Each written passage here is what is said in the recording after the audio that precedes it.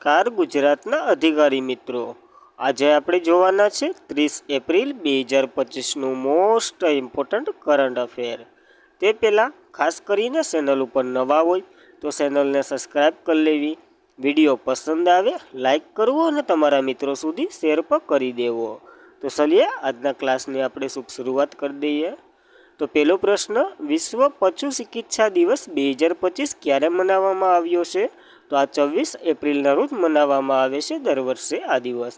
તો વિશ્વ પશુ ચિકિત્સા દિવસ એક વૈશ્વિક ઉજવણી છે જે પશુના આરોગ્ય અને જાહેર સુખાકારીને સુનિશ્ચિત કરવા અને પશુ ચિકિત્સાઓને જે મહત્વપૂર્ણ ભૂમિકાને માન્ય આપે છે।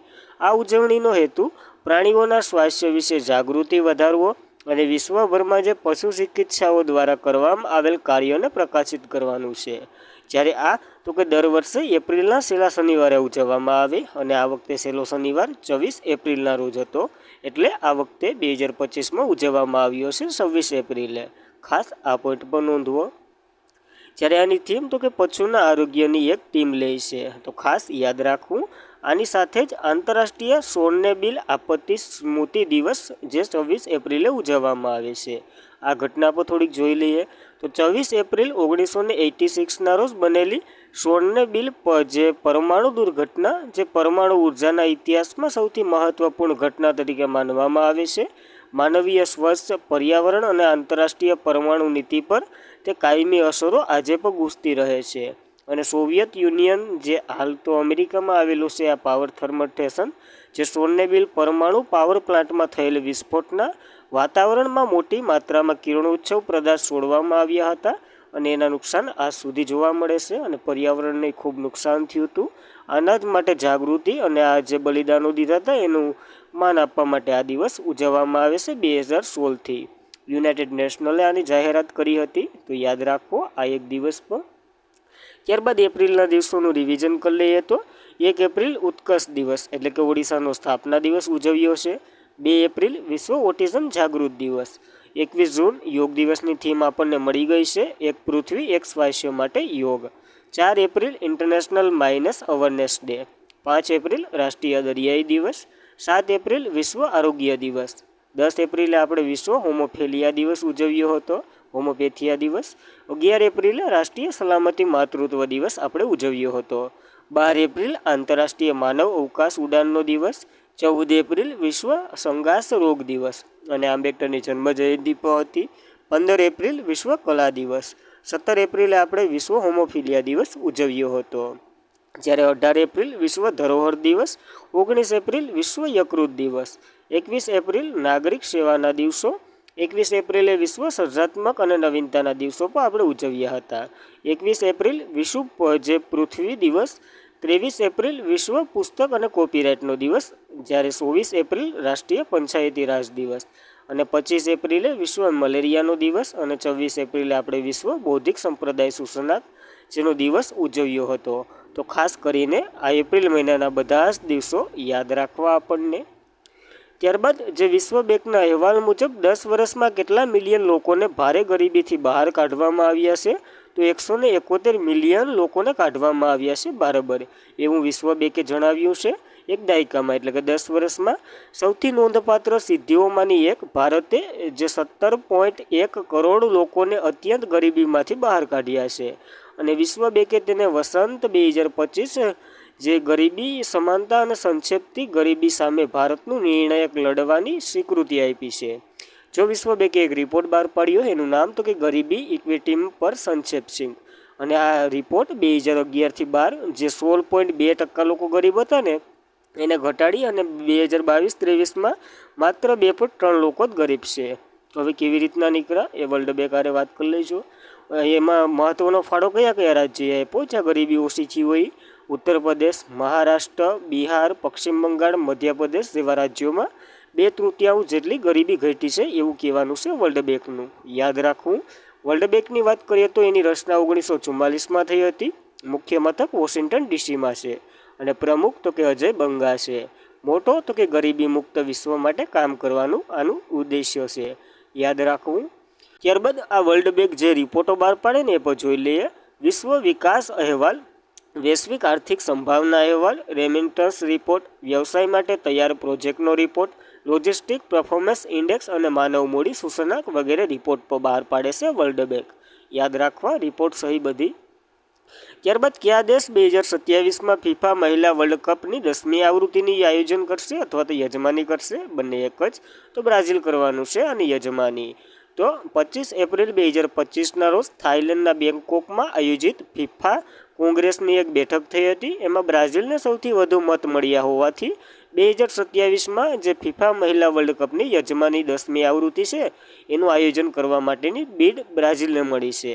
તો યાદ રાખવી આ માહિતી. બ્રાઝિલ આનું આયોજન કરશે અને આ પહેલી વખત હશે જ્યારે કોઈ પણ દક્ષિણ અમેરિકાનો દેશ ફિફા મહિલા વિશ્વકપનું આયોજન કરશે. તો ખાસ વર્લ્ડ લેવલે ચર્ચામાં છે, યાદ જ રાખવાનું. ત્યારબાદ આપણે જે 2023માં જે 9મી આવૃત્તિ થઈ હતી ને એ પણ જોઈ લઈએ મહિલાની વર્લ્ડ કપની, જેનું આયોજન ફાઇનલ ઇંગ્લેન્ડને હરાવ્યું હતું, સ્પેન જીત્યું હતું, ન્યૂઝીલેન્ડ અને ઓસ્ટ્રેલિયા બંનેમાં થયું હતું સંયુક્ત રીતે. આ યાદ રાખવું. તો મહિલાની વાત આવી તો પુરુષનો શું વાત? તો પુરુષની ઇવેન્ટો જ્યાં જ્યાં યોજાવાની છે એ જોઈ લઈએ. 23મી આવૃત્તિ કેનેડા, મેક્સિકો અને યુનાઇટેડ સ્ટેટ ઓફ અમેરિકામાં 2024માં યોજાશે. 24મી આવૃત્તિ પોર્ટુગલ, સ્પેન અને મોરેકોમાં યોજાશે 2030માં. 25મી આવૃત્તિ 2034માં સાઉદી અરેબિયામાં યોજાશે. યાદ રાખવી આ ઇવેન્ટો પુરુષો માટેની. ત્યારબાદ ફિફાની પણ વાત કરી નાખીએ, કારણ કે ફૂટબોલનું સંચાલન મંડળ છે જેની સ્થાપના 1904માં થઈ હતી. સ્વિટ્ઝરલેન્ડ જુનિયર સ્થિર આનું હેડક્વાર્ટર છે. અને ફિફાના જે પ્રમુખ તો ખ્યાલ નથી, પણ કુલ સભ્ય તો કે 211 છે. યાદ રાખવી એટલી ફિફાની જે વર્લ્ડ લેવલની બોડી છે એની. ત્યારબાદ લેવલ 5 કાર્બન એક્રેડિટેશન્સ મેળવનાર એશિયાનું પ્રથમ એરપોર્ટ કયું બન્યું છે? તો બેંગ્લોરનું એરપોર્ટ બન્યું છે. નામ તો કે કેમ્પેગોડા ઇન્ટરનેશનલ એરપોર્ટ. તો કેમ્પેગોડા ઇન્ટરનેશનલ એરપોર્ટ તાજેતરમાં જ પૂર્ણ થયેલ airport council international Asian Pacific અને મિડલ ઇસ્ટ રિજન્સ એસેમ્બલીના લેવલ 5 એક્રેડિટ્સ આપવામાં આવ્યું છે. અને જે આકસ્મિક રીતે તે એશિયાનું પ્રથમ અને જેને એસીઆઈના જે એરપોર્ટ કાર્બન એડેટ્રિક પ્રોગ્રામ હેઠળ લેવલ 5 એડેટ્રિક મળ્યું છે, જે મે 2005થી અમલ કર્યું હતું 2024માં. અને ત્યારથી આ વખતે એને શું કહેવાય કે કાર્બન ઓછું કર્યું, કાર્બનનું ઉત્પાદન હાવ ઓછું કરી નાખ્યું. 95.6% ઘટાડો કર્યો છે આખા એરપોર્ટમાંથી. અને આ માન્યતા એરપોર્ટ દ્વારા સ્કોપ 1 અને સ્કોપ 2 ગ્રીન હાઉસ ગેસનું જે ઉત્સર્જન કરે ને એમાં નોંધપાત્ર ઘટાડો 95.6% ઘટાડો પ્રાપ્ત કર્યો છે. અને પરિણામે તેમને જે પ્રાથમિક 2023 સુધી કરતાં પણ 7 વર્ષ પહેલાં આ ઉત્સર્જન જેમની ચોખ્ખી શૂન્ય સ્થિતિ પ્રાપ્ત થઈ. ટૂંકમાં એને લક્ષ્ય રાખ્યું હતું 2023 સુધીનું, 30 સુધીનું. એની પહેલાં જ આ લક્ષ્ય પ્રાપ્ત થઈ ગયું, એટલા માટે એને આ એવોર્ડ પણ મળ્યો છે. તો યાદ રાખવું બેંગ્લોરનું એરપોર્ટ છે. ત્યારબાદ કયું રાજ્ય અથવા યુનિયન ટેરેટરી વય વંદના યોજના હેઠળ વરિષ્ઠ નાગરિકો માટે 10 લાખનું કવચ પ્રદાન કરશે? તો દિલ્હી સરકાર. રેખા ગુપ્તા જે છે એક આપી મહિલા. તો દિલ્હી સરકારે સોમવારે આયુષ્માન વય વંદન યોજના શરૂ કરી, જે શહેરના 70 વર્ષ અને તેથી વધુની ઉંમરના નાગરિકોને 10 લાખ સુધી મફત આરોગ્ય સારવાર ઓફર કરશે. દિલ્હીના મુખ્યમંત્રી રેખા ગુપ્તા અને કેન્દ્રીય મંત્રી હરદીપસિંહ પુરી વગેરે મહાનુભાવો પણ હાજર હતા. એ બંનેએ પ્રથમ વય વંદન કાર્ડનું વિતરણ કર્યું છે, તમે ફોટામાં જોઈ શકો. આ યોજના હેઠળ વાર્ષિક 5 લાખ તબીબી સહાય મફત પૂરી પાડવામાં આવશે. અને વધુમાં દિલ્હી સરકારની આ યોજના છે એટલે દિલ્હી સરકાર પણ 5 લાખ કવરેજ પૂરું પાડશે. એમ ટોટલ કરીને જે ગુજરાતે વચમાં જે મમરા આપ્યા હતા ને એવી રીતના 10 લાખનું આ કાર્ડ કાઢવી આપશે. હવે ગુજરાતમાં 5 લાખના જ નીકળે, ઓફિશિયલી બોલાય 10 લાખ, તો એવી રીતના છે કંઈક.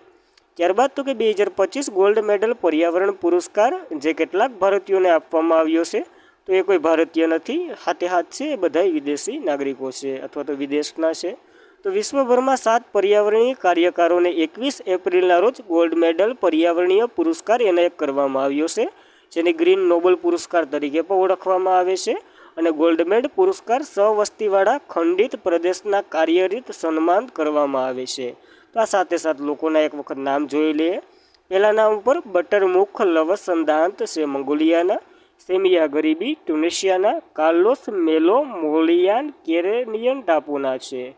ત્યારબાદ તો કે લોરેન્સ એમ્પલ જે યુનાઇટેડ સ્ટેટના, મારી લૂજ કેનાડિકિક મુરિયારિયા પેરુના છે, જાના ગુરી જે અલ્બેનિયાના છે અને ઓલસી નિકા જે અલ્બેનિયાના છે. તો યાદ રાખવું, ભારતને આ વખતે નથી મળ્યો, નકર ગયા વખતે 2024માં ગોલ્ડ મેડલ એન્વાયરમેન્ટ એવોર્ડ ભારતમાં એકને આપ્યો હતો, છત્તીસગઢના અલોક શુકલને. તો ખાસ કરીને આ પર્યાવરણનું જે સંરક્ષણ કરે એના માટે મહત્ત્વના કાર્ય કરે એને આ પુરસ્કાર આપવામાં આવે છે, એ પણ યાદ રાખવું. ત્યારબાદ માનવવાદી પ્રયાસો માટે મધુસૂદન સાઈને કયા દેશનો સર્વોચ્ચ સન્માનથી સન્માનિત કરવામાં આવ્યા છે? તો ફિજીનો સર્વોચ્ચ સન્માન મળ્યો છે. નામ ખાસ કરીને યાદ રાખવાનું. તો ફિજી દ્વારા મધુસૂદન સાઈને માનવતાની સેવા પ્રત્યે સંપૂર્ણ સ્વીકારવામાં આવ્યું, કારણ કે તે દેશના સર્વોચ્ચ સન્માન companion of the order of ફિજીથી નવાજવામાં આવ્યા છે. નામ તમને સાંભળેલું લાગશે, કારણ કે આના વિશે આપણે ચર્ચા કરી ચૂક્યા.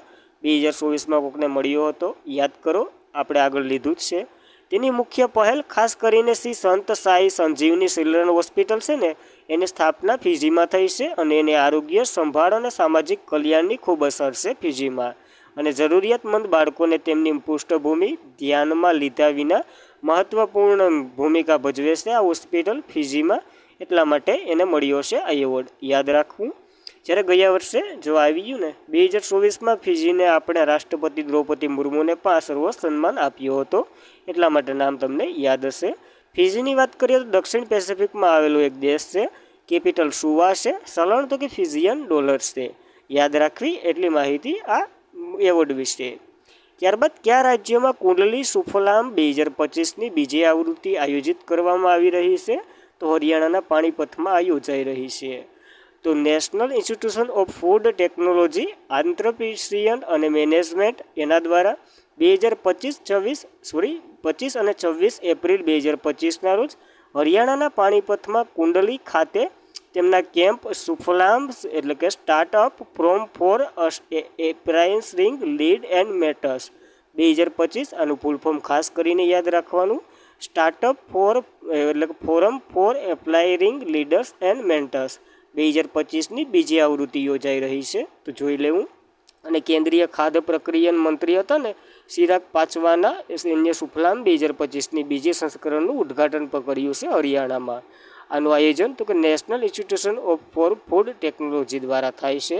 આ બીજી આવૃત્તિ છે અને અંતરાપીઠ મેનેજર પણ આમાં ભાગ લે. અને કુંડલી જે સોનપત હરિયાણા ખાતે આવેલું છે ને એ પણ. અને સુફલામ કોન્કલેવનો ઉદ્દેશ્ય તો કે નવીનતમ ઉદ્યોગ સાહસી અને સહયોગ દ્વારા ભારતની ફૂડ પ્રોસેસિંગ ક્ષેત્રને મજબૂત બનાવવાનું છે. યાદ રાખવું. અને પહેલી આવૃત્તિ 13થી 14 ફેબ્રુઆરી 2024ના રોજ નવી દિલ્હીમાં યોજાઈ હતી. આ વખતે હરિયાણામાં યોજાઈ છે. યાદ રાખવી આ માહિતી. ત્યારબાદ તાજેતરમાં જ કોને એર ઇન્ડિયા એક્સપ્રેસના ચેરમેન તરીકે નિયુક્ત કરવામાં આવ્યા? તો આના સીઓ જે હતા એને જ પાછા ચેરમેન બનાવવામાં આવ્યા. નામ તો કે નિપુણ અગ્રવાલ છે. યાદ રાખવું નામ સહિત. તો એર ઇન્ડિયા જે ચીફ કોમર્શિયલ ઓફ નિપુણ અગ્રવાલને એર ઇન્ડિયા એક્સપ્રેસના નવા ચેરમેન તરીકે નિયુક્ત કરવામાં આવ્યા છે, જે ટાટા સન્સ સંપાદિત આ એક કંપની છે અને જાન્યુઆરી 2022માં જોડાયા હતા. એમાં તેઓ એર ઇન્ડિયા વ્યાપક વ્યવહારને ફરીથી આકાર આપવામાં મહત્ત્વપૂર્ણ ભૂમિકા ભજવી છે. આવું બધું કામ જોઈ અને આને બનાવવામાં આવ્યા છે ચેરપર્સન. હાલ ટાટા એવિએશન ઇકોસિસ્ટમના નેતૃત્વમાં હોદ્દો પર ધરાવે છે, કારણ કે પહેલાં એના સીઈઓ હતા, હવે ચેરમેન બનાવવામાં આવ્યા છે. અને આ એર ઇન્ડિયા છે ટાટા અંતર્ગત જ કામ કરે છે, જેમાં air India start airport service chairman પણ સમાવેશ થાય છે. અને એર ઇન્ડિયાના સીઈઓ કેમ્પબેલ વિલ્સનનું સ્થાન લેશે આ અગ્રવાલ. તો ખાસ કરીને યાદ રાખવી, નવી નિયુક્તિ છે એટલા માટે. ત્યારબાદ ચર્ચામાં રહેલ ધ કાશ્મીર શાલા પુસ્તકના લેખકનું નામ જણાવો. તો રોજી થોમસ એના લેખકનું પુસ્તકનું નામ, એનું નામ છે લેખકનું નામ. આ એનું ઉપનામ છે. એનું નામ તો જે બ્રિટિશ પત્રકાર છે અને નવલકથાઓમાં જેને કિંગ દ્વારા લખાયેલ, એટલે કે જેને કિંગ એનું નામ છે, જેને આપણે રોજી થોમસ ઉપનામથી ઓળખીએ છીએ. ધ કાશ્મીર સોલ એક અસાધારણ સાહિત્યની કૃતિ બની ગઈ છે, કારણ કે ખૂબ ચર્ચામાં છે. અને જે આપણે પર્યટનમાં જે હુમલો થયો ને 28થી 30 જણા મળી ગયા પહેલગામમાં કાશ્મીરમાં, એની બધી માહિતી જ આપે છે. અને 2011માં હાર્પર કોર્ટિયર યુકે દ્વારા પ્રકાશિત થયું હતું. 2012માં રેમિસ્ટક નોવેલ્સ એસોસિએશન યુકે દ્વારા અને વર્ષનો સર્વશ્રેષ્ઠ મહાકાવ્યનો રોમાંચક એવોર્ડ પણ મળી ચૂક્યો છે. હવે ચર્ચામાં છે, તો હવે યાદ રાખી લેવાનું એમાં શું હોય. અને આજના માટે એટલું જ હતું. ખાસ કરીને મિત્રો વિડીયો પસંદ આવે લાઇક કરવો, તમારા મિત્રોને શેર કરવો અને ચેનલ પર પ્રથમ વખત હોય તો સબસ્ક્રાઈબ પણ કરી લેવી. Thank you for watching this video. જય હિન્દ, જય ભારત. મળતા રહેશું આવા જ વિડીયો સાથે.